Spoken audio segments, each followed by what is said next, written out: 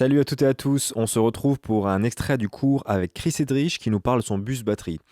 C'est donc la piste qui regroupe tous les éléments d'une batterie et il va nous montrer ce qu'il utilise comme traitement sur cette piste. Du coup, ça va être l'occasion pour moi de faire un premier tour déjà sur mon groupe de batterie.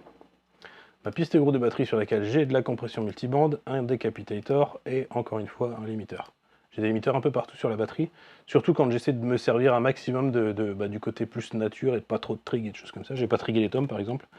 Ça me permet de garder vraiment tout un petit peu en contrôle et finalement de recréer. Alors c'est pas pour copier un trigger, mais justement pour... Il y a beaucoup de gens qui vont servir du trigger pour avoir tendance à réguler tout vachement. Moi je me sers du coup du limiteur dans ce même cadre là. C'est pour essayer d'avoir un truc qui va être le plus contrôlé possible. Et puis éviter d'avoir trop de différences de niveau.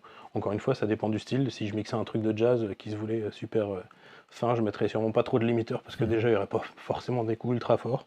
Et puis en plus de ça, dans toutes les c'est une musique qui se veut très dynamique et qui va vouloir respecter un petit peu tout ça. Alors que là, dans ce cas-là, c'est un truc très métal où il faut qu'un peu tout soit rentré au chausse-pied.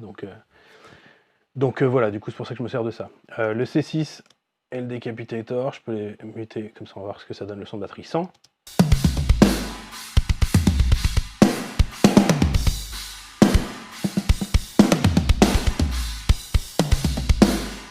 Voilà, on se rend compte que les différences sont assez légères.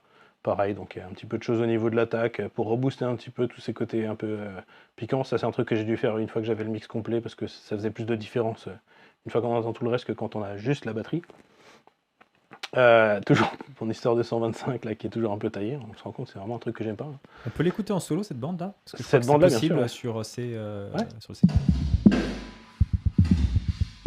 On a la reverb qui fait un peu.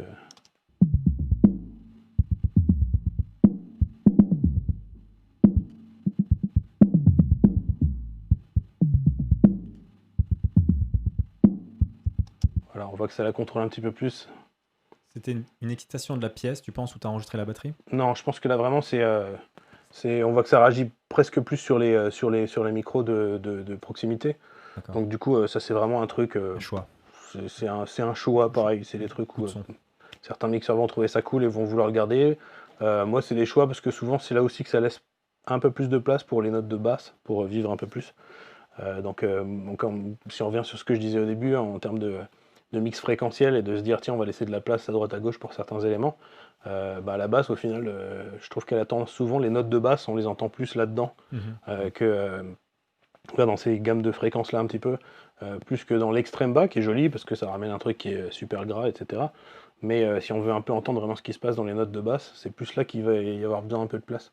Donc j'essaie de faire en sorte qu'il y ait de la place qui soit laissée par la batterie pour que la basse elle puisse vivre par là. Alors que moi ma batterie elle est plus peut-être concentrée sur des choses un peu plus basses en termes de fréquence. Et puis voilà, ça permet de garder un petit peu chacun à sa place, quoi. Donc voilà, on a le C6 donc qui amène ça, et le décapitator.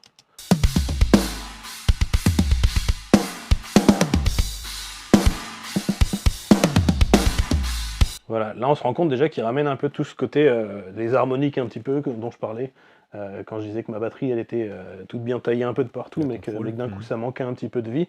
Au final d'un coup là on a l'impression que ça redonne un peu de l'air et puis de la vie un petit peu au tout. Ça a tendance à... c'est pas forcément une énorme distorsion. Puis surtout dans ce cas là moi j'utilise on voit que je suis plus du côté dry que du côté wet.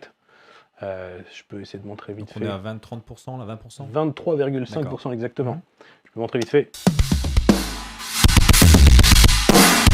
Ça a dû saturer chez vous, je suis désolé. non, on est resté. Ça va bon, c'était limite. Ouais. Ça vous donne une idée à peu près de la gueule que ça a quand c'est, du traitement en lui-même. Et c'est pour ça que j'en utilise peu. C'est que finalement, ça rajoute beaucoup de ce côté distorsion, beaucoup de cymbales et de côté un peu sale. Mais quand c'est utilisé à bon escient et à doser, on va dire que ça a tendance à rajouter juste les bonnes choses et qui manquerait un petit peu. Un truc qui est très propre.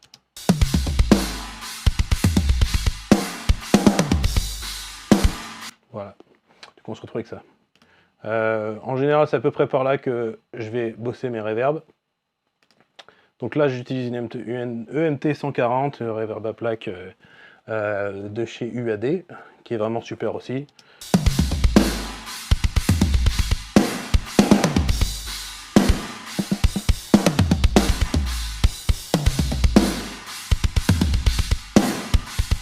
Pareil, les reverbs, des fois, elles paraissent un peu beaucoup quand on écoute la batterie toute seule. C'est un truc que je vais avoir tendance à doser un petit peu différemment suivant les passages et puis suivant ce qui se passe un peu derrière dans le mix. N'oubliez pas de liker, de partager. Vous pouvez aussi vous abonner à la chaîne et cliquer la cloche pour être prévenu à la prochaine vidéo. À bientôt. Ciao.